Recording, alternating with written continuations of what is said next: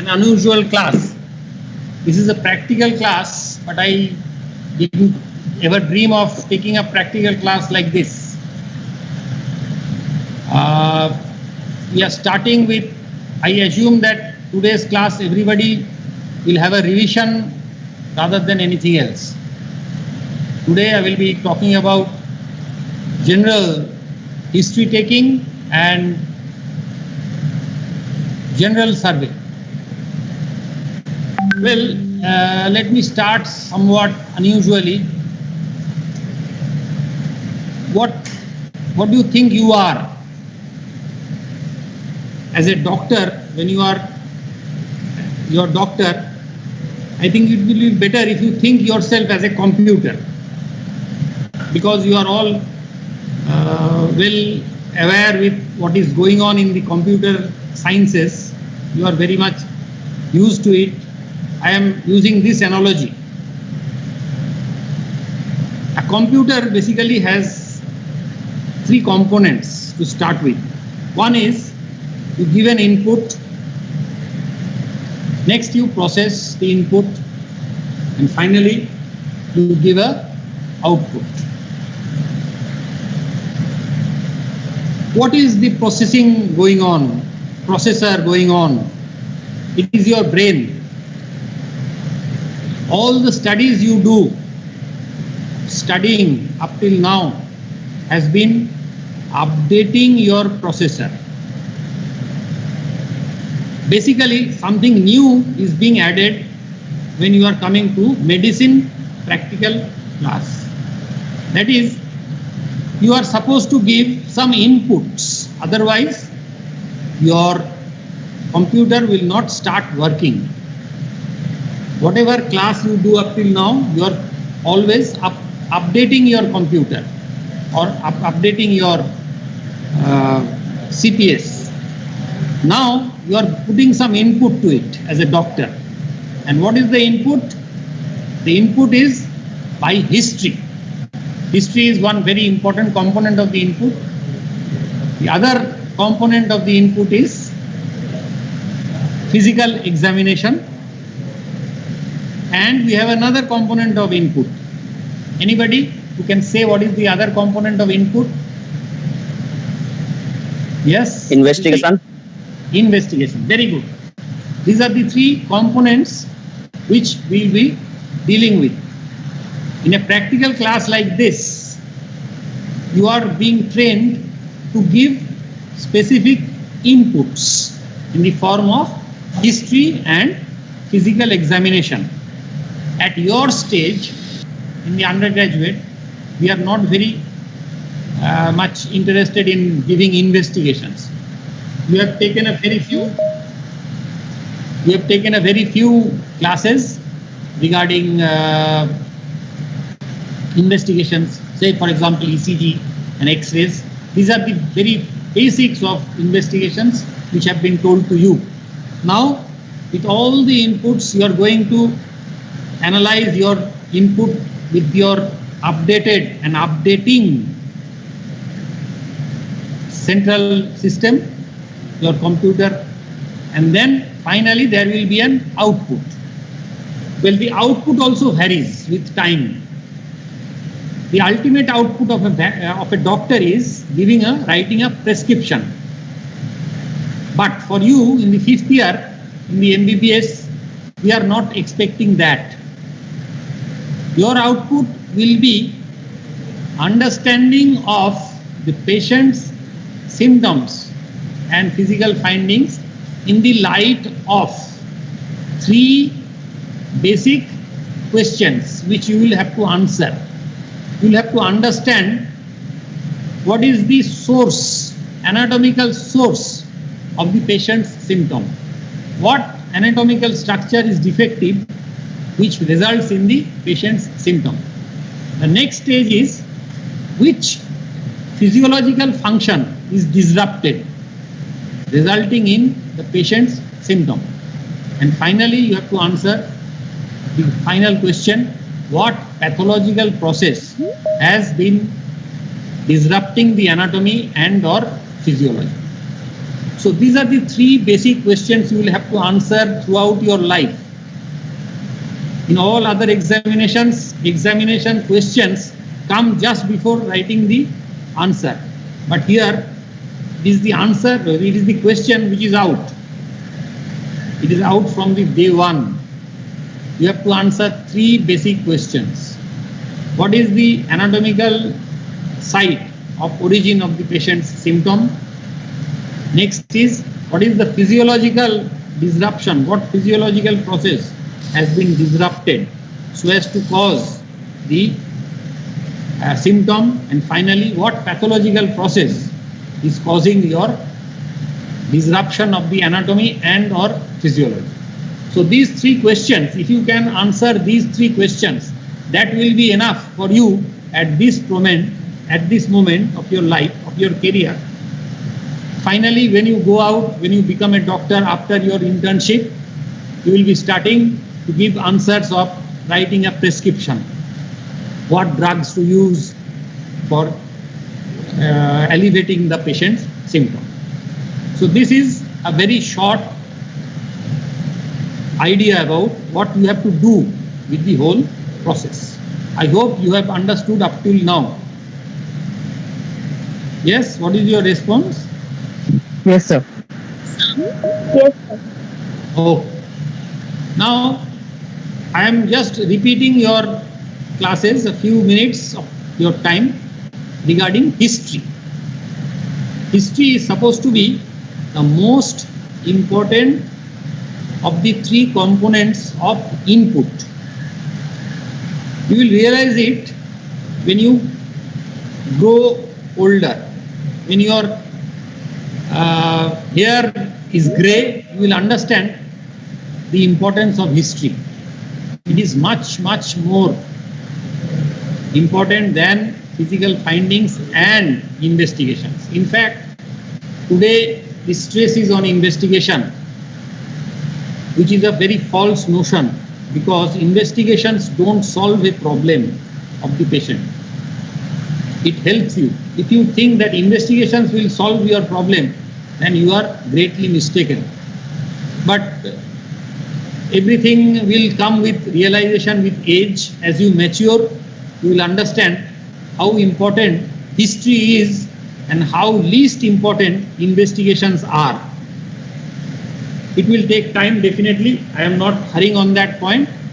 But take from me, because I am more experienced than you, take it from me that history is the most important component of the input you are going to give your computer. Your computer, mind you, however improved your computer, CPS maybe, whatever version of the computer you have, the output will depend on the input. Because as you know very well, if you give rubbish, rubbish will come out. Garbage in, garbage out. That is a very well-known dictum of computer sciences. So whatever you put in will be determining what output you give. Whatever be, however modern your CPU is, most important component is what input you give. And in that case, history becomes the most important factor. Well, history for organization's sake has been divided into a few components. We think of history of, we think first of all the data, demographic data, then history of chief complaints, then history of present illness, history of past illness, family history, and finally miscellaneous history, whatever you can say. Now, first of all, when you take the history, you write down the patient's name, age, sex, date of admission, when he was admitted, and the date of examination. Then you come to history of chief complaint. Now, let me tell you, chief complaint is something which should be written not in sentences but in phrases. One of the words. Pain, abdomen, headache, fever. These are the way you write history of or rather chief complaint. And chief complaint has to be accompanied by duration of the complaint. There are many little questions about that. Say, for example, a patient who is suffering from the same problem for 10 years, and he occasionally gets exacerbation of the symptoms. And then what will be your chief complaint? Well, your chief complaint will be, say, for example, a patient with anemia requires blood, recurrent blood. So when you write the chief complaint, you will say anemia. But in the next line, when history of present illness you are writing, you are starting with, then you will have to say that the patient is suffering from this disease for so long period and occasionally she needs some blood transfusion. So chief complaint is the chief problem of the main complaint with duration. Now one thing, chief complaint cannot be numerous. Say, for example, if one has fever, he will go on saying, I have fever, I have headache, I have muscle pain, I have eye pain, I have nausea, I don't feel sleep, I am having anorexia. These are all complaints the patient will go on adding. But this will not be chief complaint. This will not be chief complaint. This will be fever will be the chief complaint. These are the accompanying symptoms of the main chief complaint. So you have to be beware. Chief complaint is usually not more than 3, maximum 3, 1, 2 or 3 chief complaints with duration.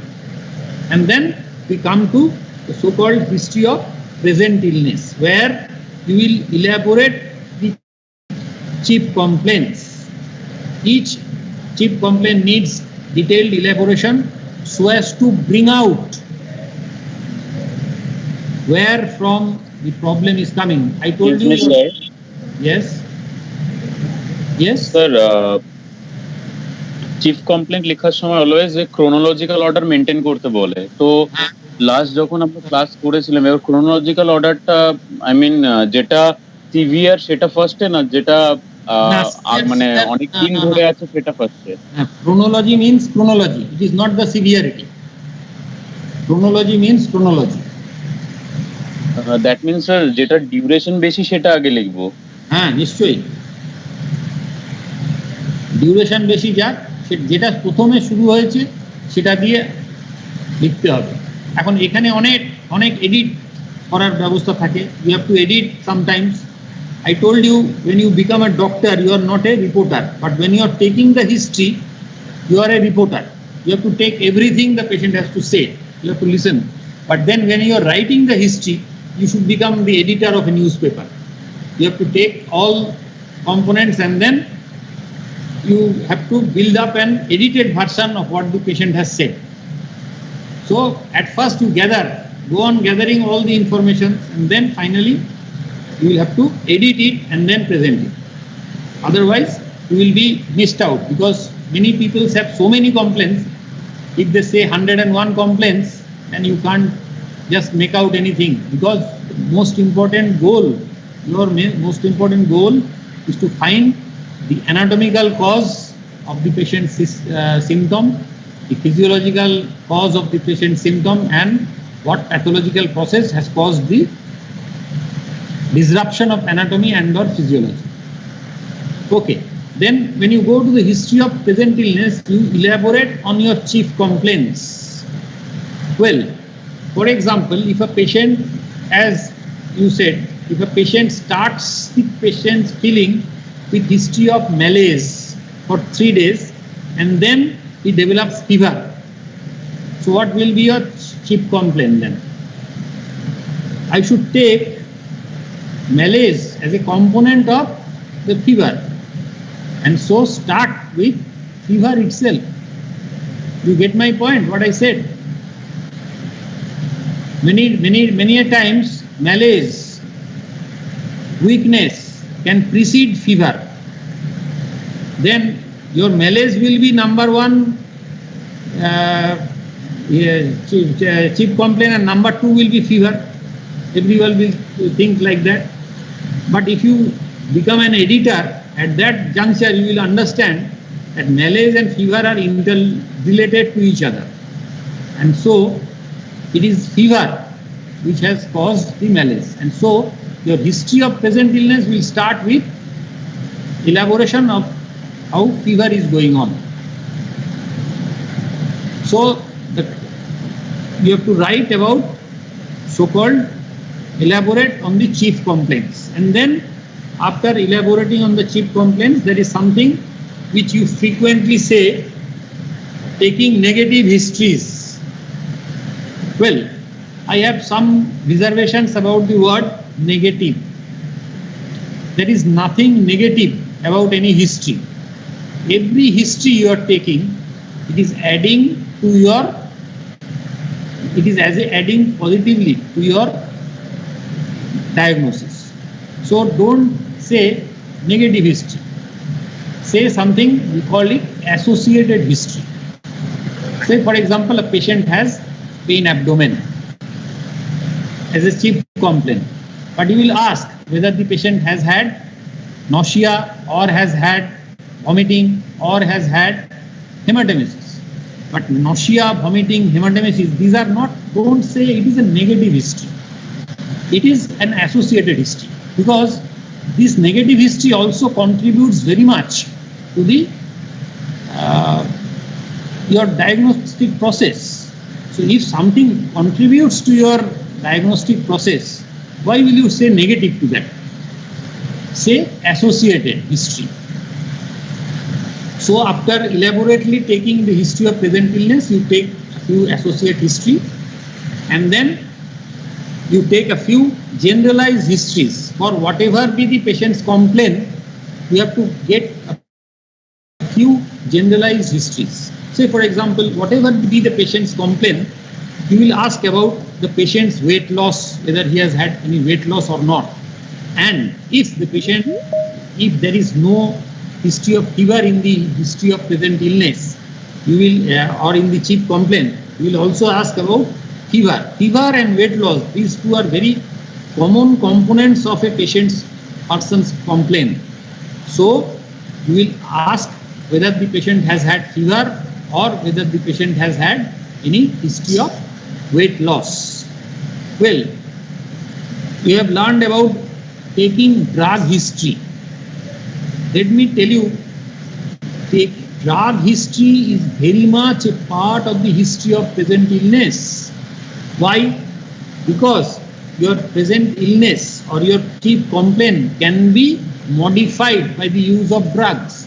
Say for example, you have fever for 10 days and you are taking paracetamol for the last 5 days, which has not allowed your fever to go more than 101 degree Fahrenheit. But if you had not taken paracetamol, the fever might have been 103, 104 degree. So paracetamol is modifying your symptoms. So if you don't take a history of drug intake during the history of present illness, you will be mistaken. You will feel that maybe this patient is suffering from a disease which is well known to cause a fever of 101 degree and not 104 degree, which may mislead you. So always, in all cases of drug history, there is no other place of drug history. Drug history should be very much a part of the history of present illness. After that, you take a few other general symptoms of the patients. Say for example, history of bowel, bladder, sleep and appetite. These are said to be personal histories, but these don't put this history outside the body of the history of present illness. These are personal history. By personal history we mean something else.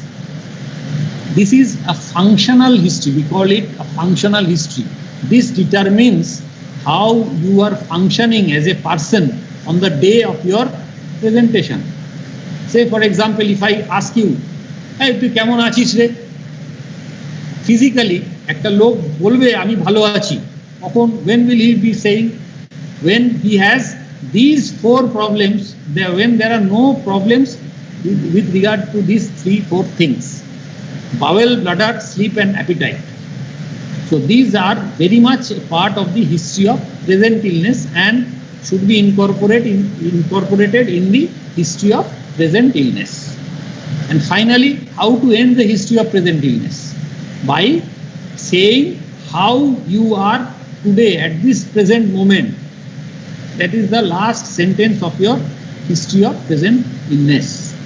So, elaborating the history of present illness, it will be divided into a few components. First of all, elaboration of the chief complaints one by one, then taking associated histories so that related to the history of chief complaint, then taking a few generalized symptoms, for example fever and weight loss, and then history of drug intake during the present episode, or if a patient is taking, say for example a patient is diabetic, that should also be part of the history of present illness. So concurrent illnesses, patient may be hypertensive, patient may be diabetic, patient may be asthmatic, these are all history of this is history of present illness also. It should be incorporated in the history of present illness. Diabetes cannot be a history of past illness because we can't cure diabetes. So you have to put it concurrent, any other concurrent illnesses, that is history of present, that is part of the history of present illness.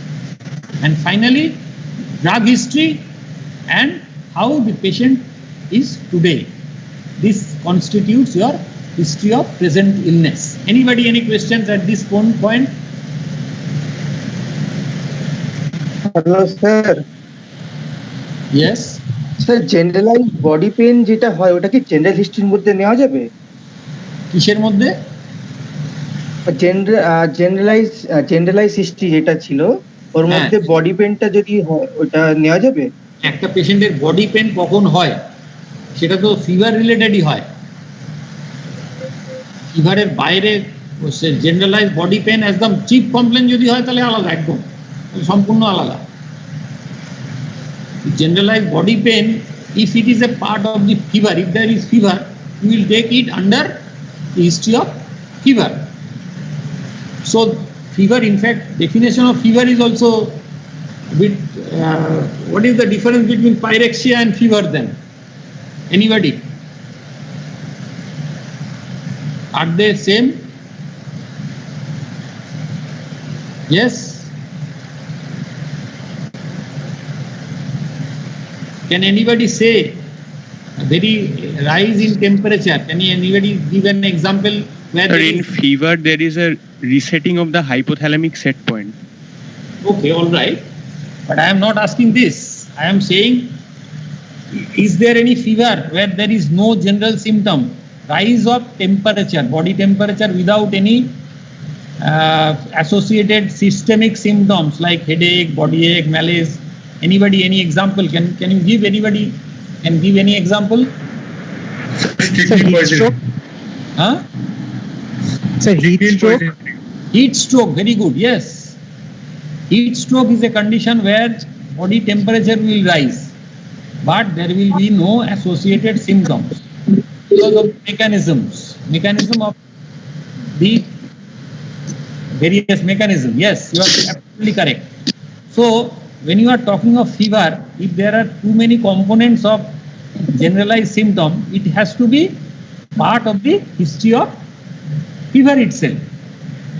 But if there is, and we talk about pyrexia, we talk about pyrexia when there is increase in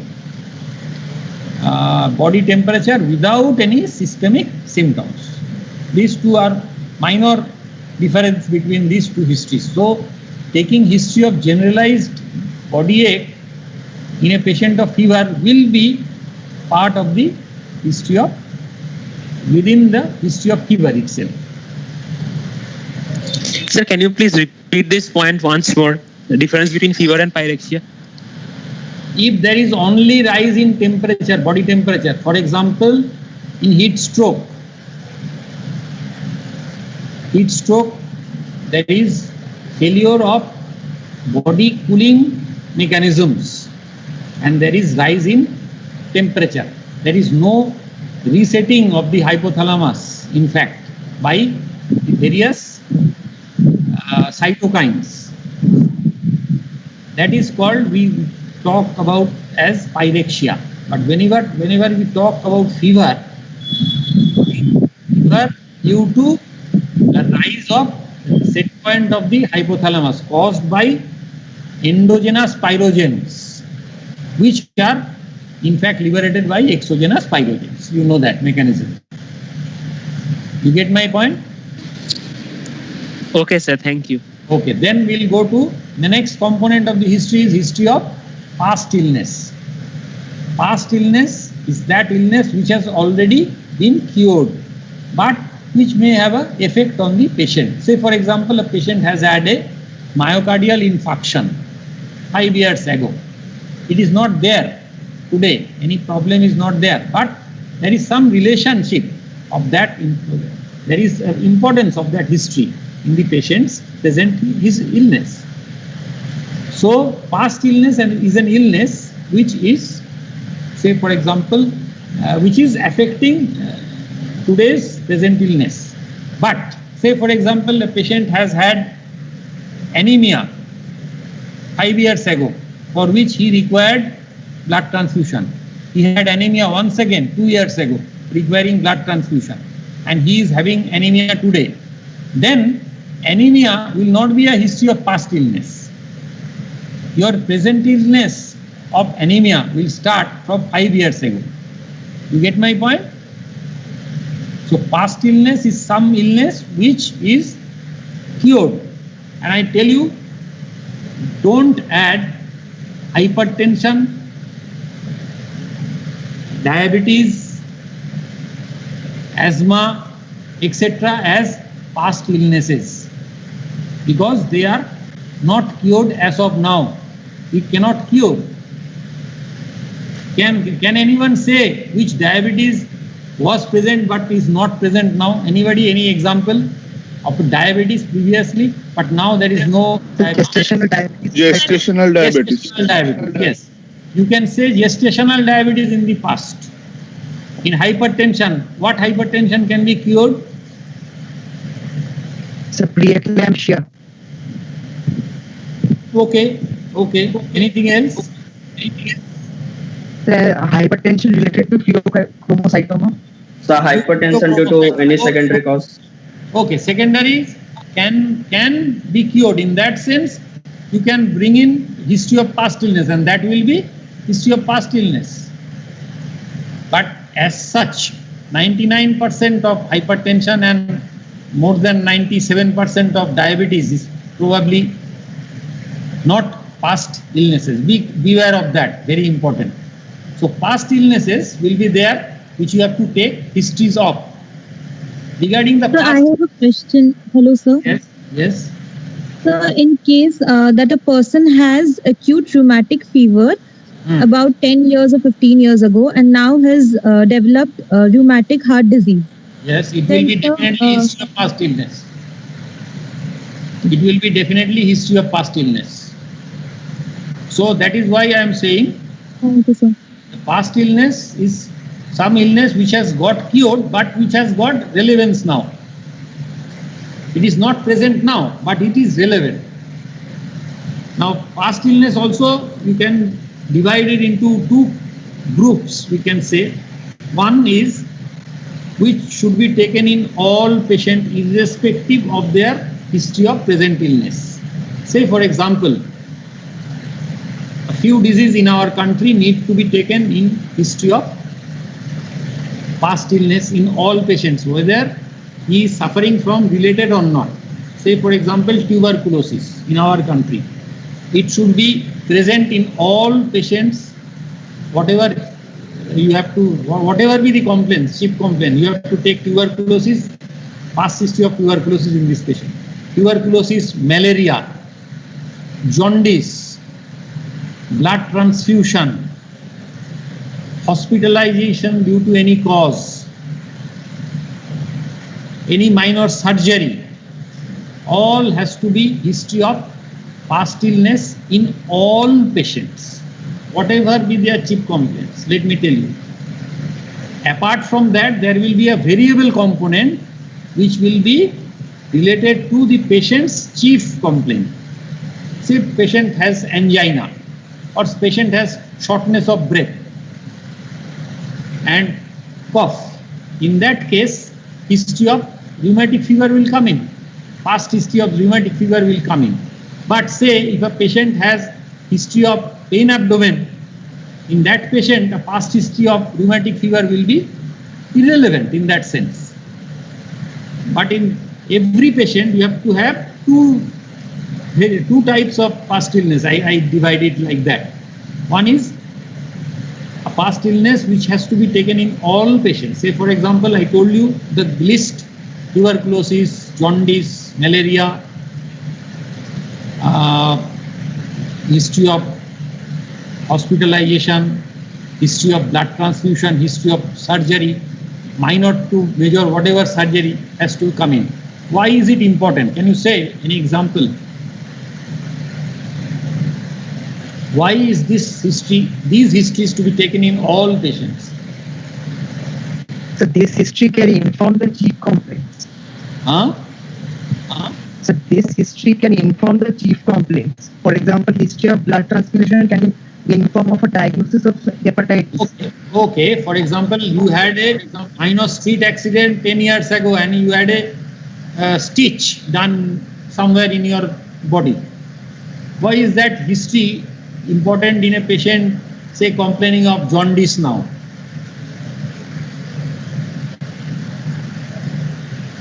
Can you say how to link it up? Sir, So road traffic accident. may have received some drug whose side effect is affecting the liver. Hepatitis. 10 years ago, you had a minor cut and had a stitch. Is it affecting you? Are you taking any drug for that now, which your liver has been affected by that? So as a complication of blood transfusion. You have not received blood.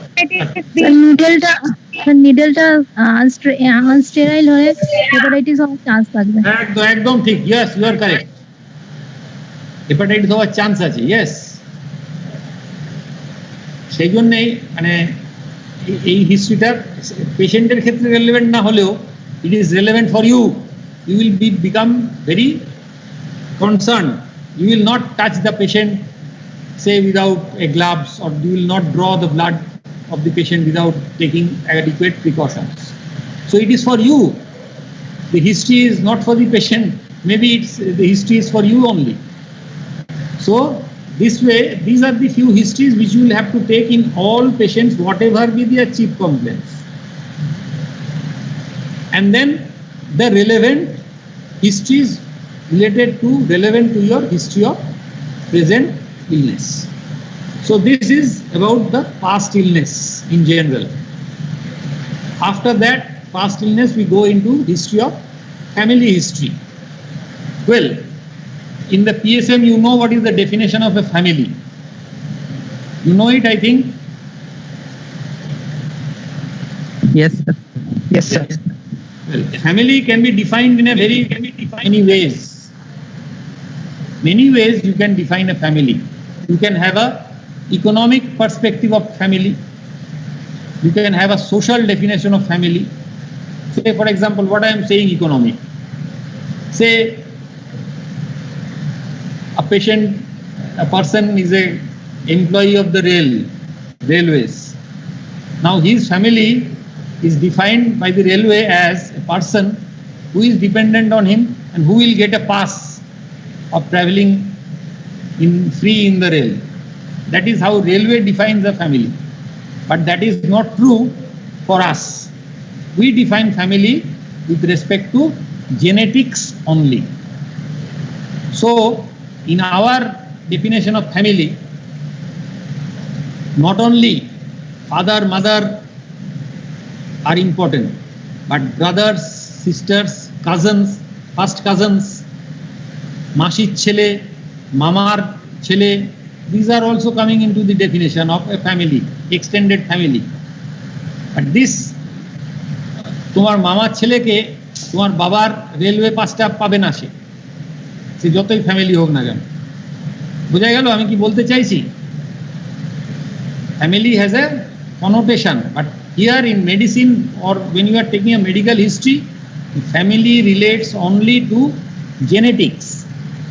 Husband and wife, they constitute the component of the family. But when you are taking the family history of the wife, you don't take the history of your husband, what diseases your husband suffers from. But the patient's brothers and sisters are coming into the picture. So it is only genetic history, genetic component of the family which we are interested in taking the history of family history.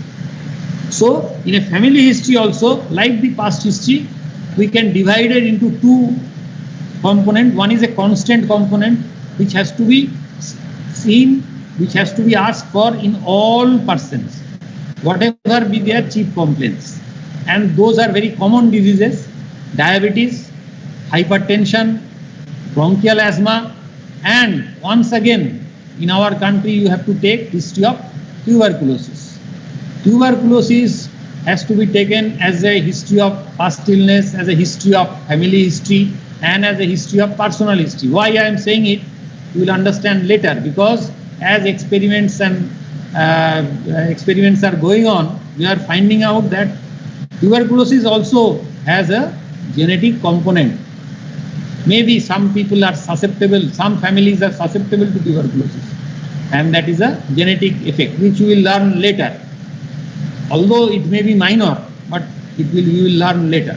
So these few histories are very much important in family history, which should be taken in all persons. And apart from that, the family history becomes important in patients with relevant symptoms. Say for example, a patient has a history of chest pain and angina. There the history of family history of angina and heart disease should be taken. But it should not be taken in a patient with history, say with pain abdomen. There is nothing is wrong, but you don't have enough time to take everybody's every history. So you have to be judicious and use it effectively. So this is what you will have to undergo, the so-called family history. And finally, there is something known as personal history. I will not increase number of heads, but personal history is a, what I should say, dumping ground. All other histories which can be relevant should be personal history, which includes everything: where you live, what is your family income, which type of water you drink, where you work, what is your family income, where have you been to vacation, everything, whether you have pets, whether you have other things. These are all very, very important history, personal histories. Say for example, in COVID time, now personal history is history of contacts with tuberculosis, usually not with tuberculosis, but whether you have come in contact with history suggestive of corona or not. This becomes important. So where will you take this? This is all very much incorporated in the history of personal history. History of contact with tuberculosis is a very important component of personal history in our country. In today's time, history of contact with corona. Say if you have measles in your family, history of measles in the family comes in. But that will not go in any other place. History of exposure and history of contact. These two are, history of exposure means history of exposure to physical factors like say extreme sunlight, or chemical factors like say gas leak, or if you have nothing, if you don't say anything, history of exposure means history of exposure to sexually transmitted diseases. That is also part of the history of present illness coming under the banner of personal history. So personal history is a dumping ground. Everything which is relevant, which will be relevant later, will come here only. After that, your history part is over. Now anything else you want to know about history? Otherwise we will shift to history of examination part. Anybody? Sir, history of allergy R psychiatric history এই দুটো কোথায় mention This is a history of allergy will be in history of personal history. Psychiatric illness will be history of past illness. Anything else? Okay, sir. You have to put in where it is relevant. And this is applicable to all subjects, not only medicine, surgery, gynae, orthopedics, everywhere. The same pattern goes and it will help you out to be. Okay, this much about history. Anything else you want to know?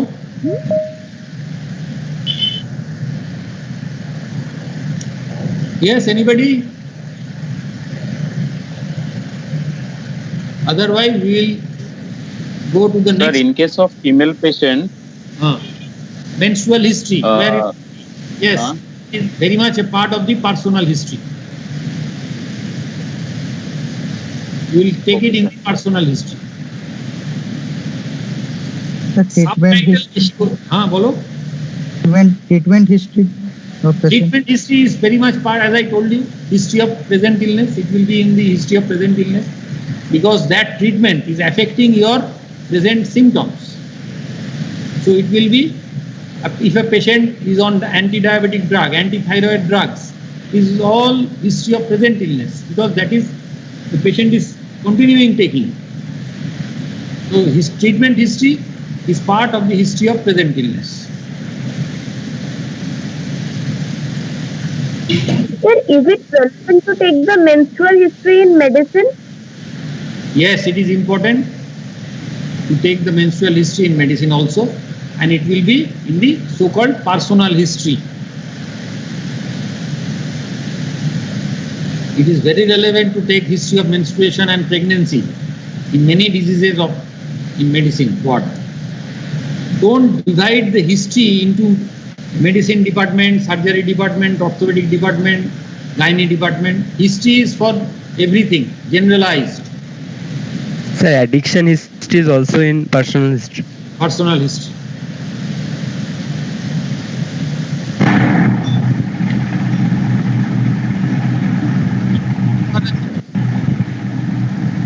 Not that we go to the next part. It's a general survey.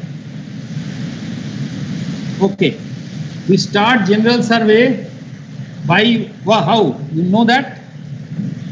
Conscious, operating, alert and intelligent, because this is the starting of our general survey. Patients in some certain patients, general survey becomes your only source of input. Can you name what are the patients where general survey becomes the only source of input? So when patient is psychiatric patient or patient is child. Okay, in pediatrics, yes. In pediatrics, yes. And This then comatose. is comatose, very good. Is comatose, very good. Can speak. Sir, a lot of history. Loss of? Yes. Yes. Where? Sir, a lot of the examination findings in the patient of nephrotic syndrome can be derived from general survey itself. No. General nephrotic syndrome will be have fact from general survey itself, but where you don't have any history, general survey becomes most important part of your input. In emergency conditions. Like? Sir, hepatic encephalopathy. Okay, in any patient who is comatose or unconscious. So And the you patient is not able to speak and he also don't have any relative. Yes, very good. We have a mnemonic for that. All problems start with D. If a patient is deaf, you can't communicate with the patient and you will not get any history. If the patient is dumb, you can't communicate and get any history. If the patient is dysphasia, aphasia, then you can't get any history. If the patient is dysarthric, patient is saying something which you cannot understand, you can't get any history. And if the patient is having dementia, you can't get any history. Apart from that, coma is a place where you cannot get a history. So these are where you have to heavily depend and only depend on examination as your sole input. Okay, to start with history of general examination, you start with consciousness. Now consciousness is something very difficult to define. What is consciousness? Philosophers and scientists are trying for centuries to define what is consciousness.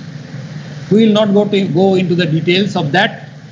Well, consciousness, a conscious person is a person who is well aware of his surroundings and can respond appropriately to the surrounding inputs. That is how we define consciousness. Consciousness has basically two components. One is a qualitative component and one is a quantitative component.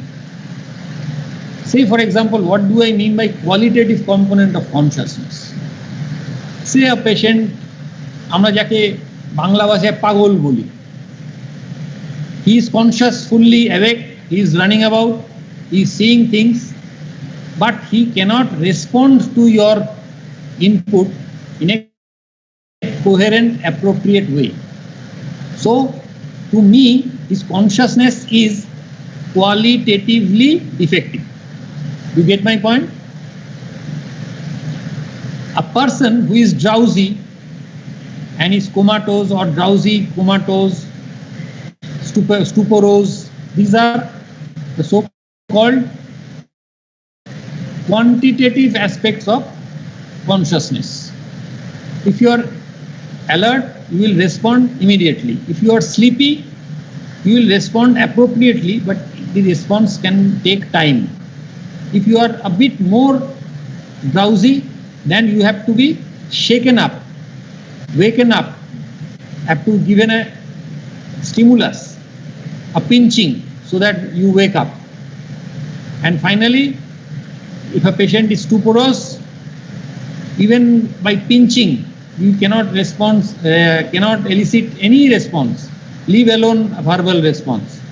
And finally, a comatose patient, fully coma, will not even respond to physical stimulus, like pinching the soul, something like that. He will not respond.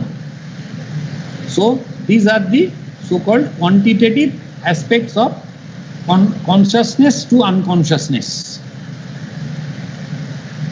While taking the history, you will be able to understand whether the patient is answering you appropriately or not, whether he is cooperative or not, and whether he is intelligent or not.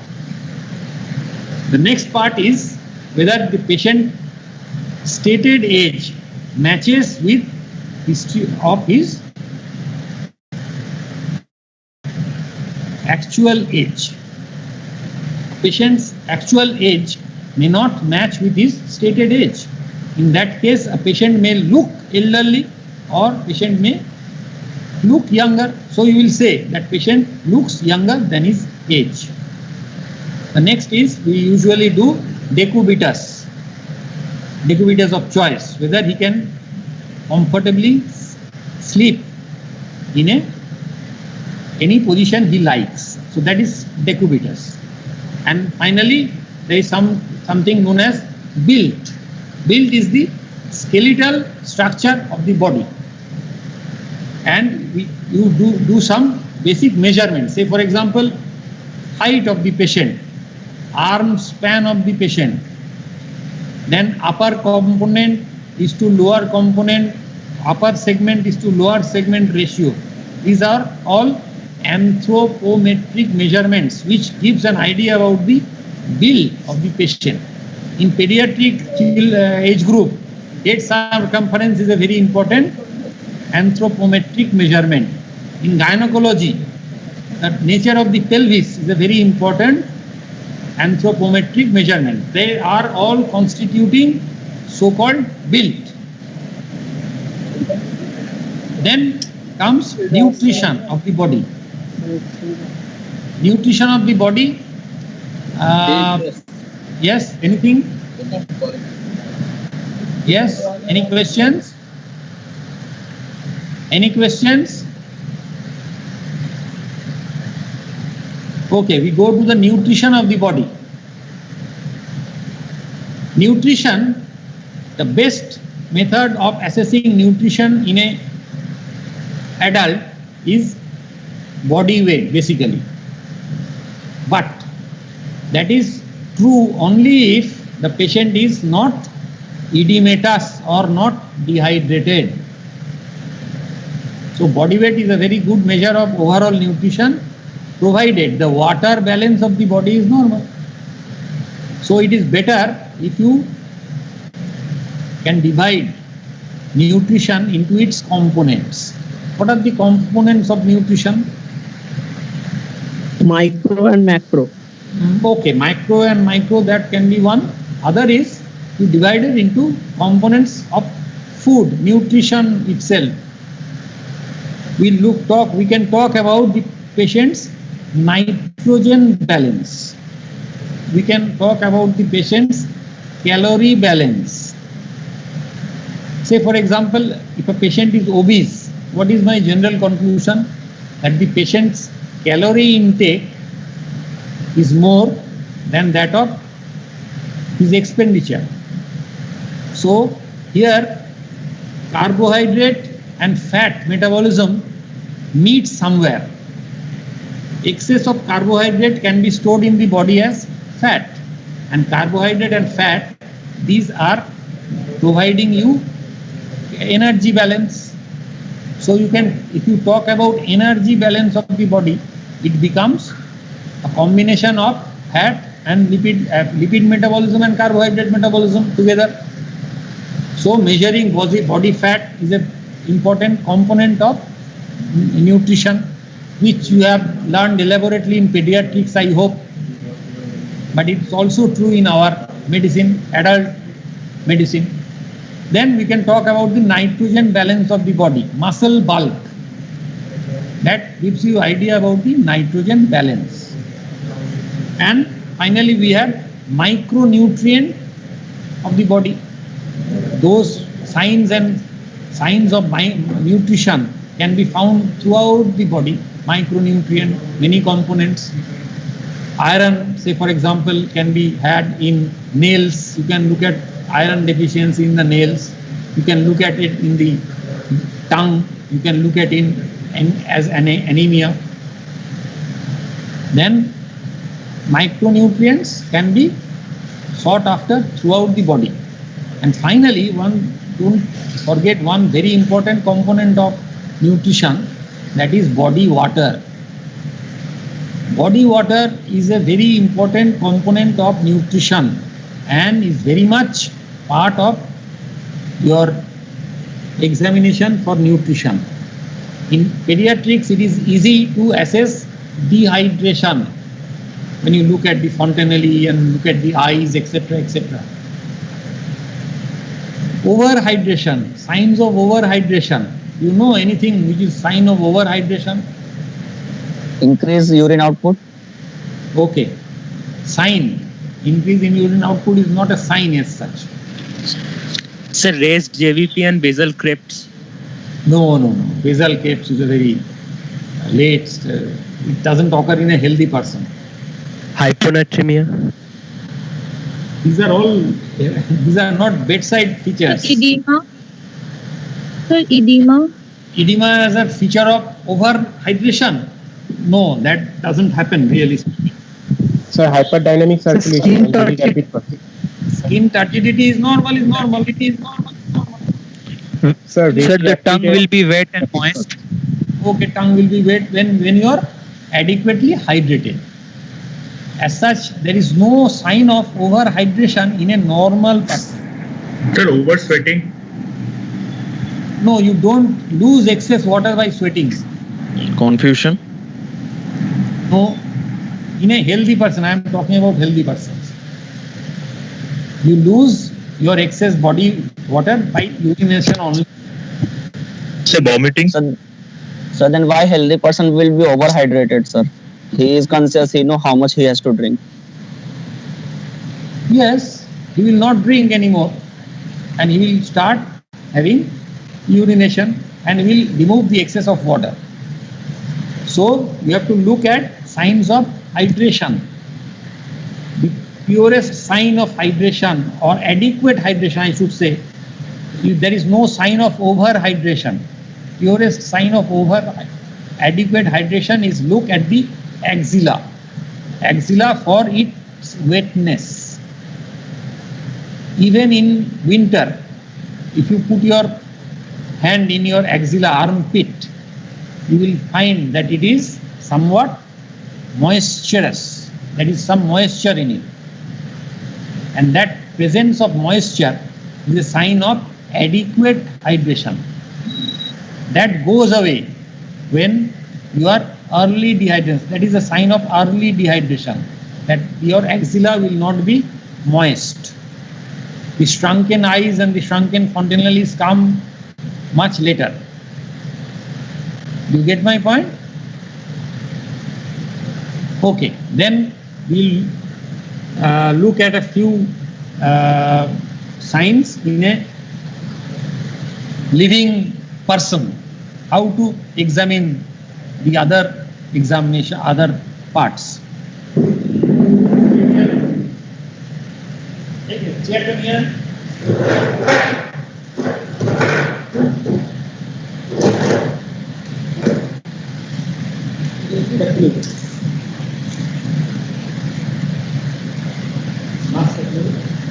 Then after that we'll have a few general things, say for example anemia. How to look for anemia, you know, everybody here. Tongue. And in the books it is written Palmar crease. But let me tell you, this is not relevant in our country. In our country, every person has a very dark Palmar crease. So even in severe anemic patients, you can have dark Palmar creases. So even if it is written in British English textbooks about the palm creases in the palm being white, in our country that is not correct. So that is how to look for anemia. Cyanosis, you know how to look for in the tip of the tongue and the external or in the nail beds. Cyanosis, as you know, is two types. One is central cyanosis and another is peripheral cyanosis. Jaundice is to be looked at in the upper bulbar conjunctiva and the palate and the under surface of the tongue. You know how to look for edema, that is in the shin, by pressing it for 10 to 20 seconds. If there is a pitting, then you can say edema. I am not repeating it, it's well known to everybody. And there is another thing known as clubbing, which can be seen in the fingertips by getting your eye tangentially to the angle between the nail and the nail beds. Then we come to so-called major vital signs: pulse, respiration, temperature and blood pressure.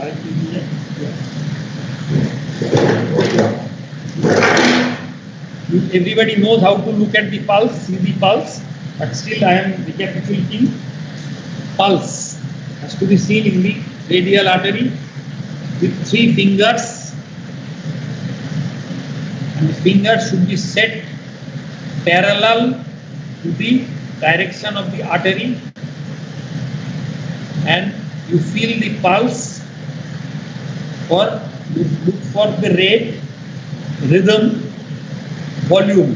Volume of the pulse can be had best with measuring the blood pressure.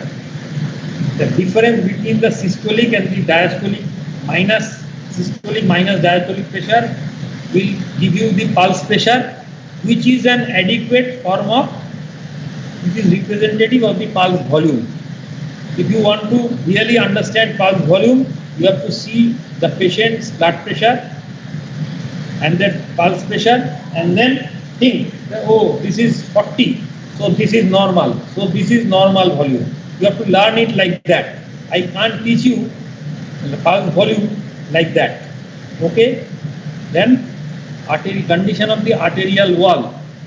For looking for the condition of the arterial wall, you have to use your proximal finger to occlude the flow, distal finger to occlude the backflow, and then after emptying the artery, use your middle finger to see whether the walls can be palpated or not.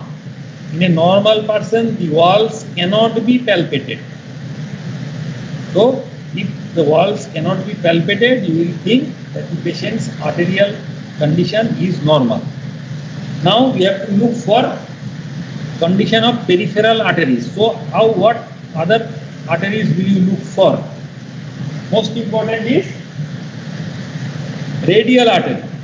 Radial artery finished, and then you look for brachial artery. Brachial artery by flexing the forearm and then using your thumb, placing your thumb perpendicular to the direction of the artery, you look for just above the elbow crease. You will see how this is how you can see the radial pulse, brachial pulse. In this hand you will use this finger like that. Then the carotids. How to look for the carotids? Carotids should be seen by the thumb perpendicular to the direction of the artery, like this. This one and this one, at the level of the thyroid cartilage.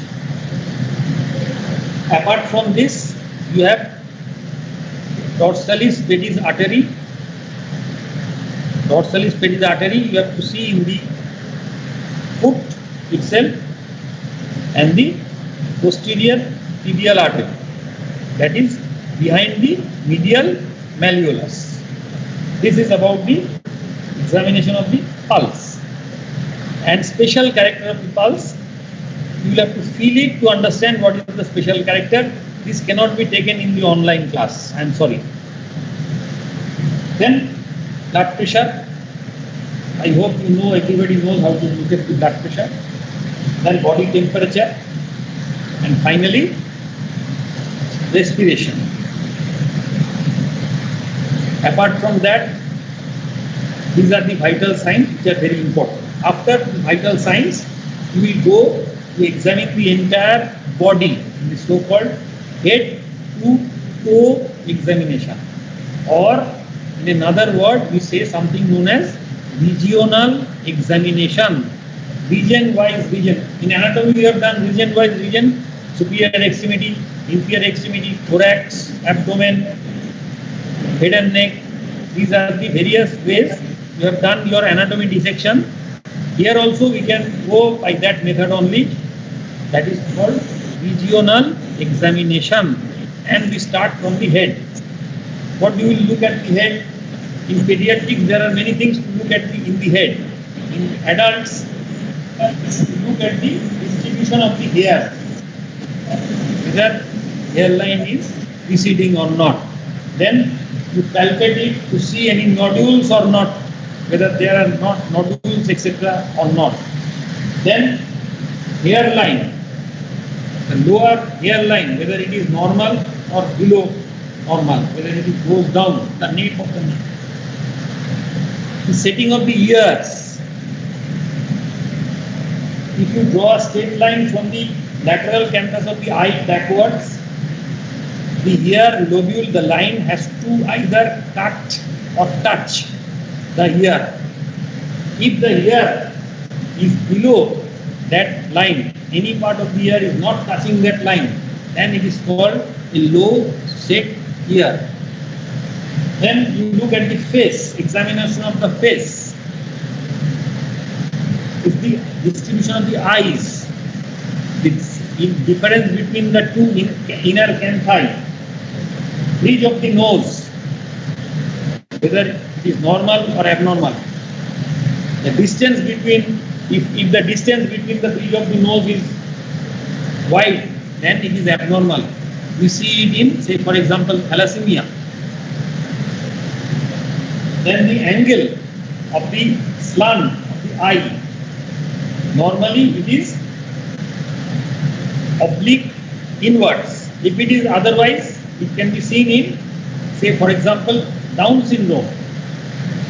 Then we look at the nose, whether the alveoli are working, whether the bridge of the nose is full or not. That can give you an idea about whether the sinuses are full or not. In patients with asthma who have allergy, usually they show fullness in the bridge of the, beside the bridge of the nose. Finally, you come to the lips, whether you can, your teeth are, whether your lips are everted, whether you can see your teeth or not. If the lips are everted and you can see the teeth, it is usually due to intrinsic asthmatic condition where from the childhood the patient has expires in through the mouth, which results in pursing of the lips turning over. Then you look at the chin, whether it is protruding or it is not, or whether it is receding. If the chin is beyond the lower lip, we call this prognathism, and that is a very important finding in acromegaly.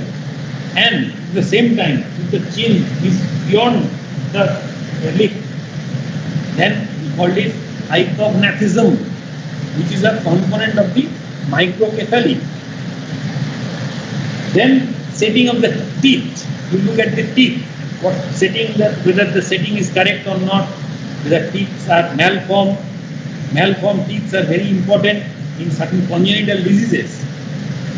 Their diseases go, but the only finding is abnormality in the teeth. You will learn it in all your details when you go through the books. So here is how you do it. And finally, after finishing the head, you come to the neck. And let me tell you, neck is the most important part of examination in the general survey. In neck, you look at 5 things. You look at the trachea, you look at the artery, you look at the vein, you look at the thyroid gland, and you look at the glands other than thyroid gland. For examination of the gland, I hope you know how to examine the lymph glands. From back to start, this is how we go to the back, from the chin, then back, then preauricular, post-auricular, upper cervical, lower cervical, and then the deep cervical, and finally the supraclavicular lymph nodes. These groups. These are the groups. You will you know it much better than me. I hope you practice it. After the neck, after that lymph node, you look at the thyroid. Thyroid gland, you have to see whether it is enlarged or not. By seeing, you can notice it, and you ask the patient to deglutate, say a gulp of water, and if you can see something coming up, then you can think that the patient has a enlarged thyroid gland. Then we come to examination of the trachea. The trachea is in the center. Patients, you center the patient, you put one hand in the patient's head so that he is steady, and please ensure that the incisor tip is in line with the midline. And with one finger, you Put your hand in the suprasternal notch and go deep back. And then see where it touches where the trachea touches your fingertip. Your fingertip is a rounded structure. Your finger is rounded. The trachea is also rounded. If two rounded structures meet each other, it can either meet here, it can meet in the center or in the left side. So accordingly, if it in the left side, you say the trachea is to the right. If it is left side, you say the trachea is to the right, to the left. And finally, if it is in center, you say it is in the center. Mind you, trachea is just off center, just little bit to the right. Any idea why trachea is normally to the right? Anyone? Anyone? You know why trachea is just to the right normally? No response from anybody? Because of the heart. Because of the heart. Heart is much low. Sir, the arch of aorta pushes it to the right. Yes, it is because of the arch of the aorta. The arch of the aorta rises from the right side and goes to the left and backwards and pushes it in the right side. So because of the arch of the aorta, you have the trachea which is just to the right. And finally, you have to look at the artery. Arterial, you have palpated the carotid artery during palpation of the pulse. But here, you have to look at the carotid artery. Look at it, whether it is pulsating or not. Pulsating carotid artery is an abnormality. But that abnormality can be very transient. Can you say when? When can an abnormal pulsating carotid artery be seen in a normal person? Any idea?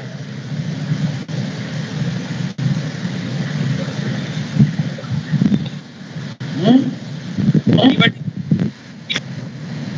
A pulsating carotid is an abnormality, but it is seen in a normal person for a short time. When? Can you say? Exercise. Sir, during daily exercise. Yes. After exercise, yes. Or if the person has a fever for 2 to 3 days, he may have pulsating carotids, visible carotid artery. Visible carotid artery is an abnormality. It can also be seen in a normal person. If a person is very thin build, then also you can get an abnormal pulsation in the neck of the carotid artery, which is normal for him. Apart from that, you know very well the causes of a pulsating arterial pulse in the neck. Say the causes, anybody? Give a few causes of pulsating carotid artery. Sir, aortic regurgitation. Aortic regurgitation. Very good. Anything else? Aortic regurgitation. Then Any Sir, aortic aneurysm. Huh? Sir, aortic aneurysm. Aortic aneurysm.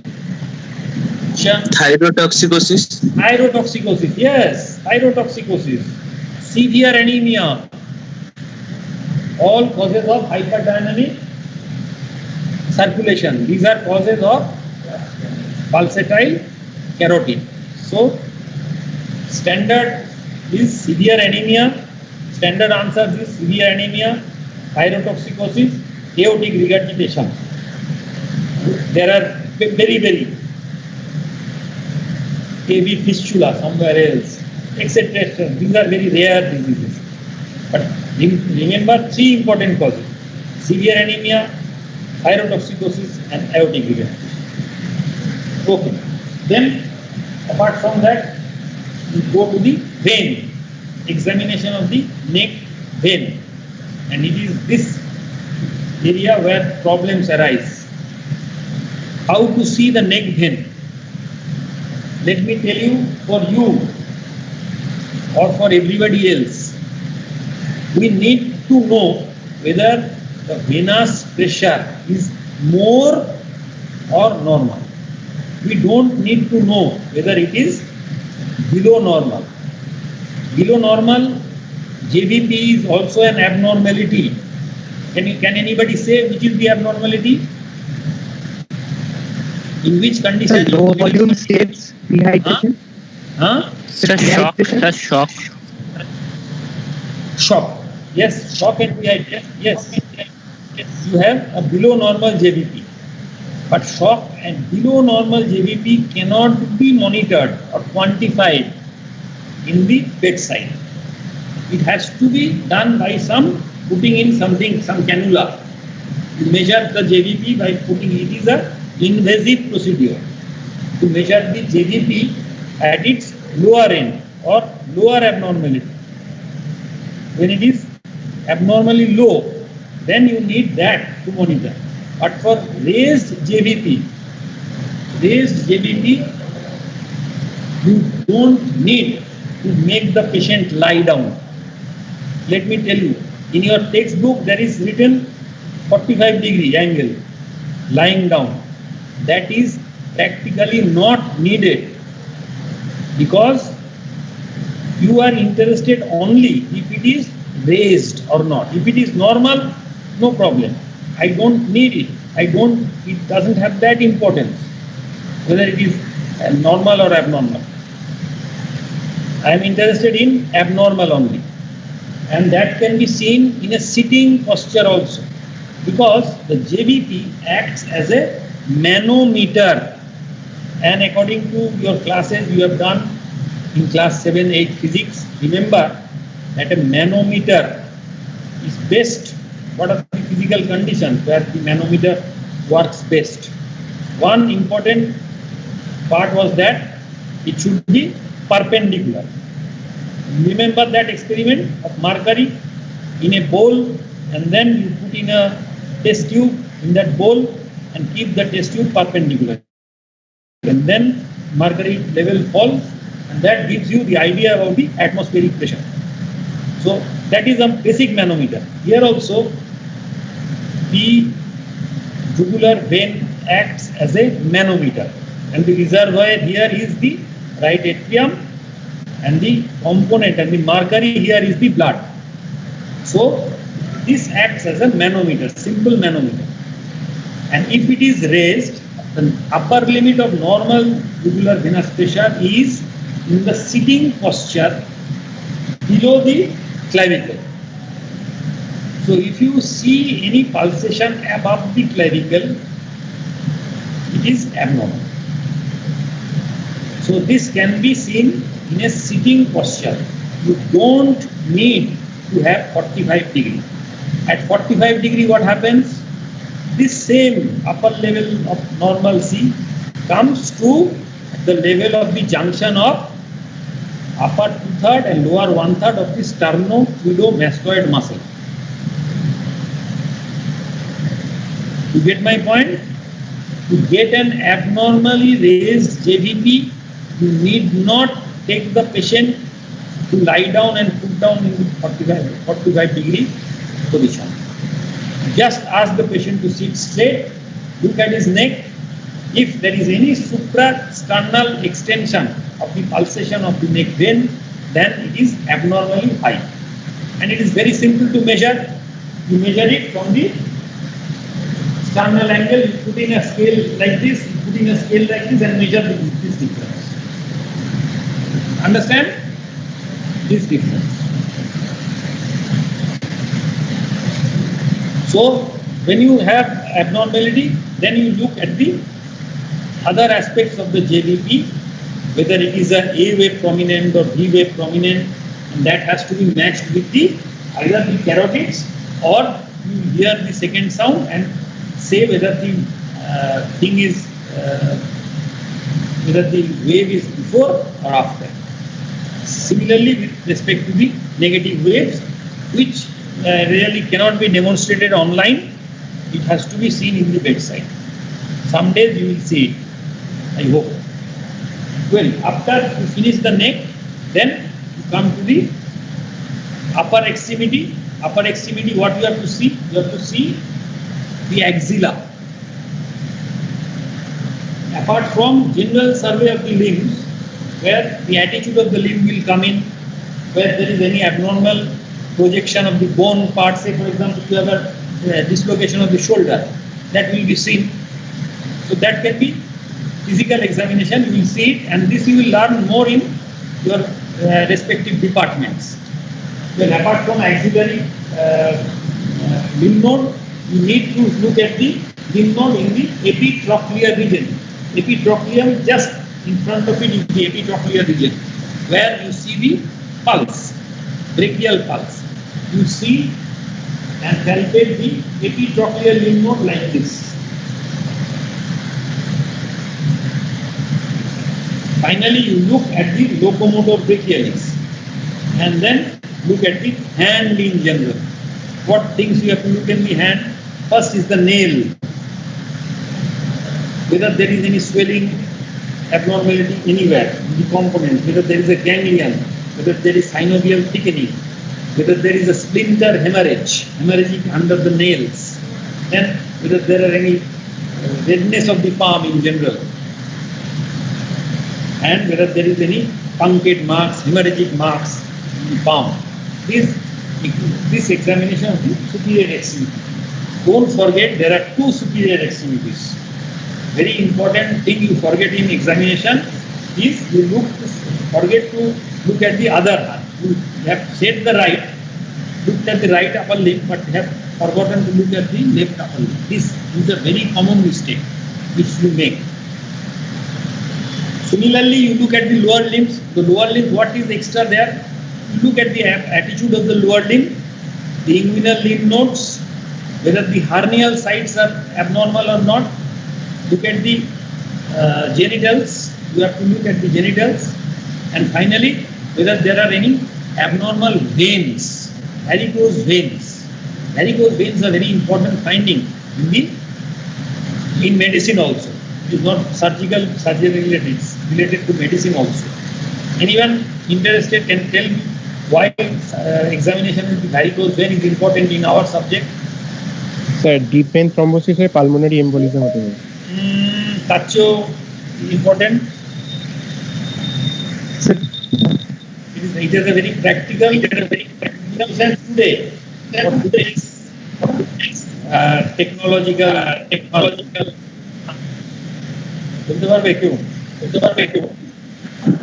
Varicose examination.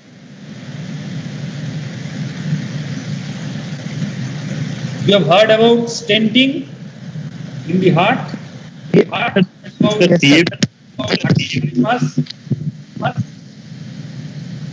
Have you heard about that? Coronary artery bypass? Yes, sir. Coronary artery bypass, the bypass veins you take for the bypass is from the lower extremity veins. If there is a varicosity there, you cannot take. And you have to plan your surgery accordingly. You have to take vein or artery from other side, and that needs to be planned. You cannot get surprised by seeing in the OT table that the patient has varicose veins. Very important. Okay. And then you look at the trunk, examination of the trunk. The examination of the trunk basically is the inspection part of the examination of the chest and examination of the abdomen, which you will do later.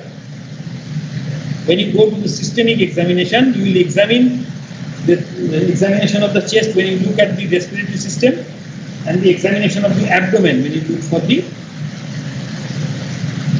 GI system.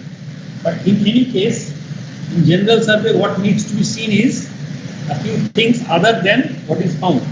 That is, patient presence of axillary hair. That is very important.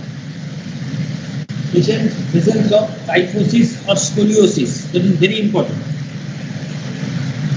Then whether the sternum, the structure of the sternum, whether it is excavated or whether it is caved in or caved out.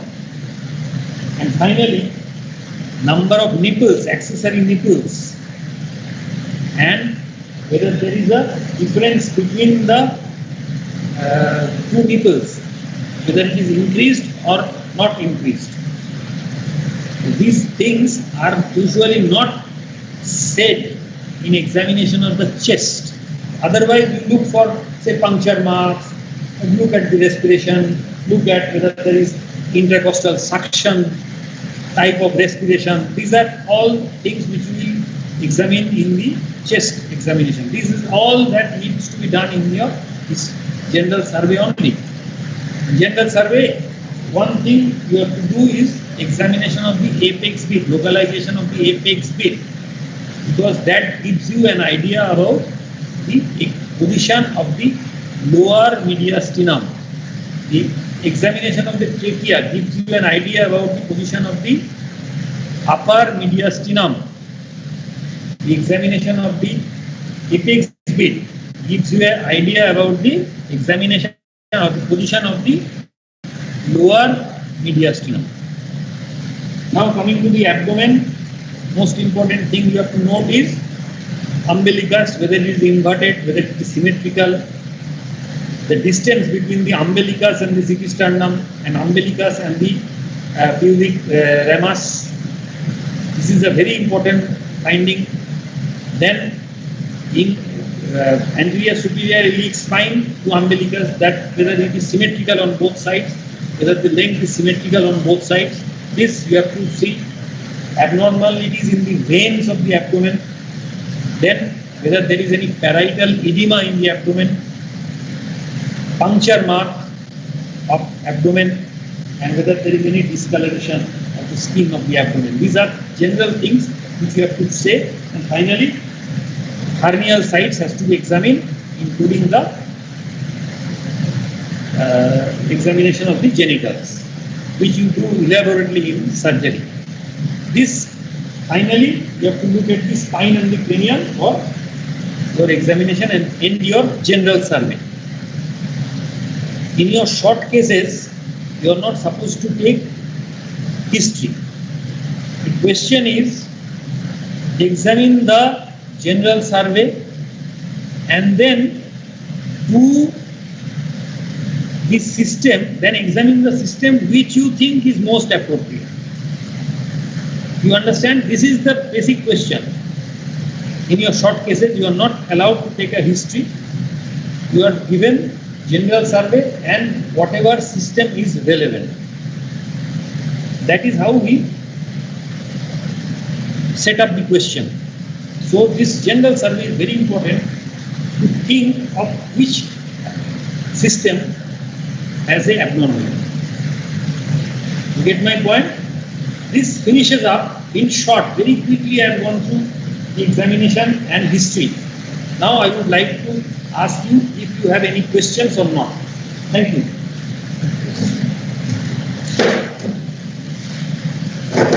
Do you have any questions?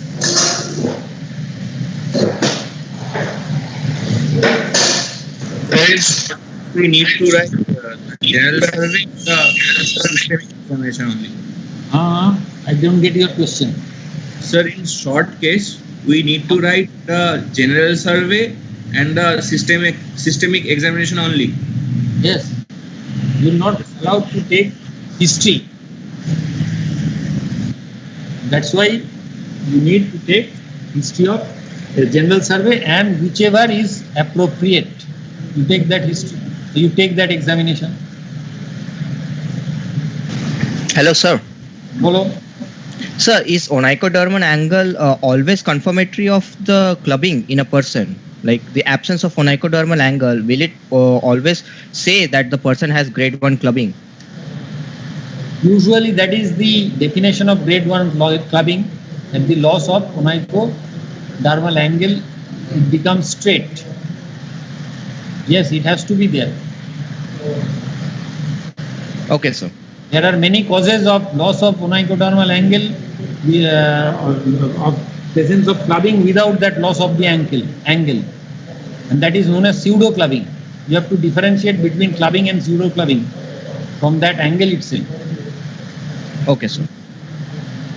Yes, any questions further? Sir, when the examiner asks us to enumerate the findings that are brought in general survey, so then will I include the findings in head to toe survey also? আরেকবার বলো, আমি শুনতে পেলাম না। বলো আরেকবার। Hello hello, Yes, sir. শুনতে পাচ্ছেন? বলো বলো ভালো করে। স্যার যখন একটা এক্সামিনার আমাকে বলবে যে enumerate the findings from general survey, হ্যাঁ হ্যাঁ হ্যাঁ, স্যার তখন কি আমি হেড টু টু এক্সামিনেশনে কি কি পেয়েছি সেগুলো বলবো? ফর এক্সাম্পল স্যার যদি আমি অ্যাবডোমেনের ওপর কয়েকটা যদি বলে what are your findings, শোনো, what are your findings যদি বলে, সেটা যদি নরমাল থাকে তাহলে সেই প্রত্যেকটা বলতে হবে না, কিন্তু ভাইটাল সাইনটা তোমাকে বলতেই হবে। পালসটা নরমাল পালস বললে চলবে না, you have to find say the examination of the pulse in details। কিন্তু অ্যানিমিয়া নেই, এই নেইটা বলতে হবে। না স্যার, মানে আমি বলছি স্যার ধরুন আমার একটা কেস আছে স্যার, ধরুন হেপাটাইটিসের, আর আমি হচ্ছে অ্যাবডোমেনের ডিস্টেন্ডেড ভেন্স পাচ্ছি কয়েকটা, হ্যাঁ, তো সেটা কি আমি জেনারেল সার্ভেতে ইনক্লুড করবো? করতে পারো, তার কারণ এই ফাইন্ডিংটা আবার তুমি এক্সামিনেশন অফ দি অ্যাবডোমেন যখন করবে তখন বলবে। কিন্তু তুমি যদি এখানে বলে দাও তাহলে বলতে পারো, যখন এক্সামিনেশন অফ দি অ্যাবডোমেন বলবে তখন বলতে পারো যে I have already stated in the general survey. আর তুমি যদি সেখানে না বলে এক্সামিনেশন অফ অ্যাবডোমেনে বলতে চাও তাহলে অ্যাবডোমেনে বলে this finding I will say in the examination of the abdomen. দুবার করে বলার। Thank you sir, thank you sir. আর কেউ?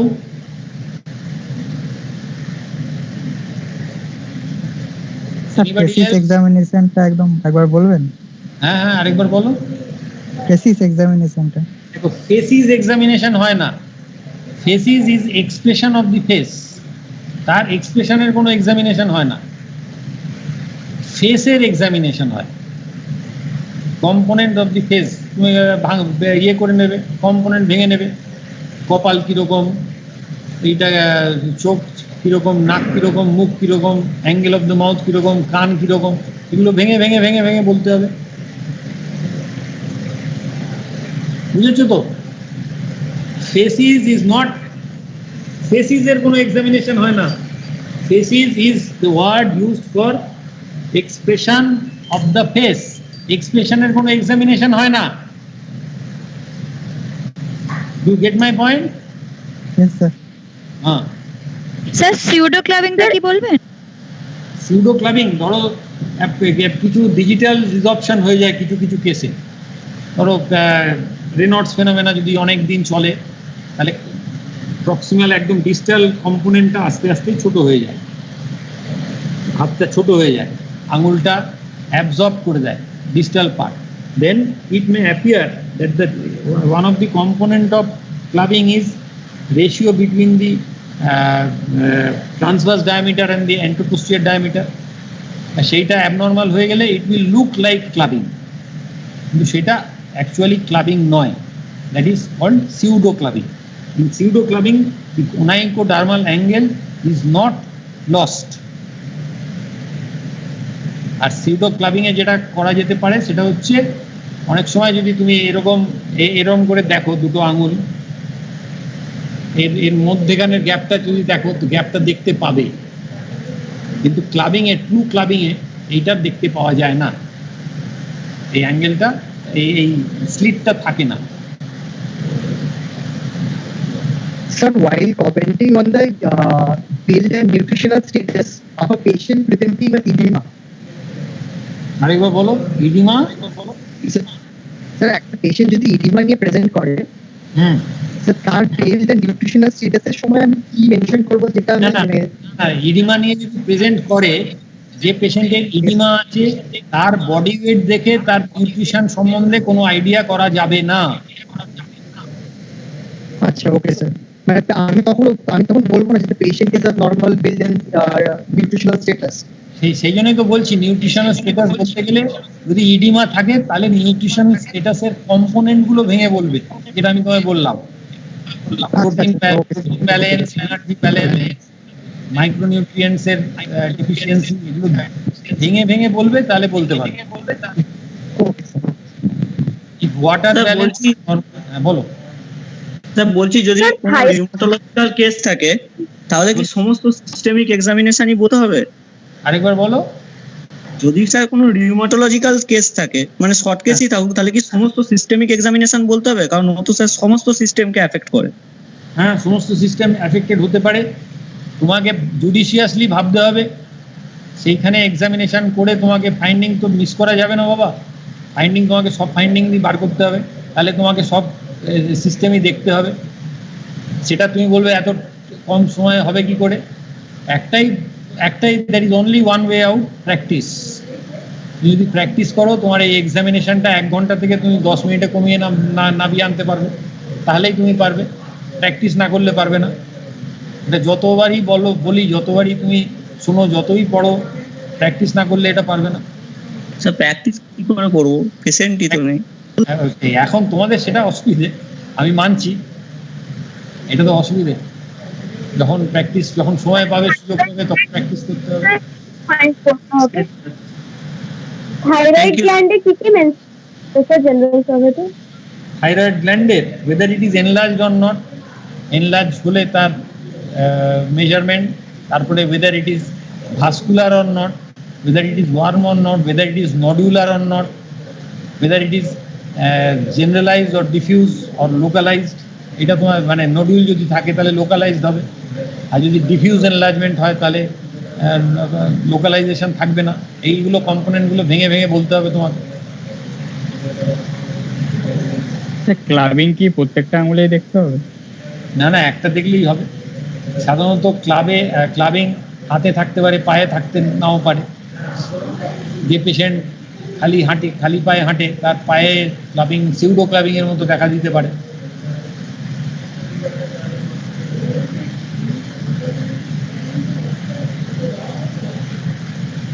আর কিছু?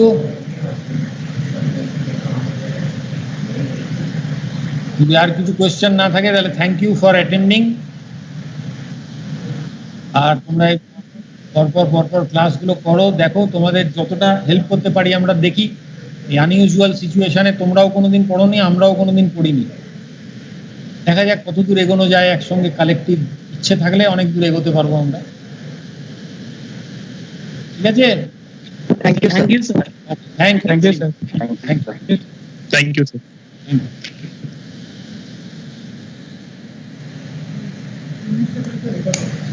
কোথায়?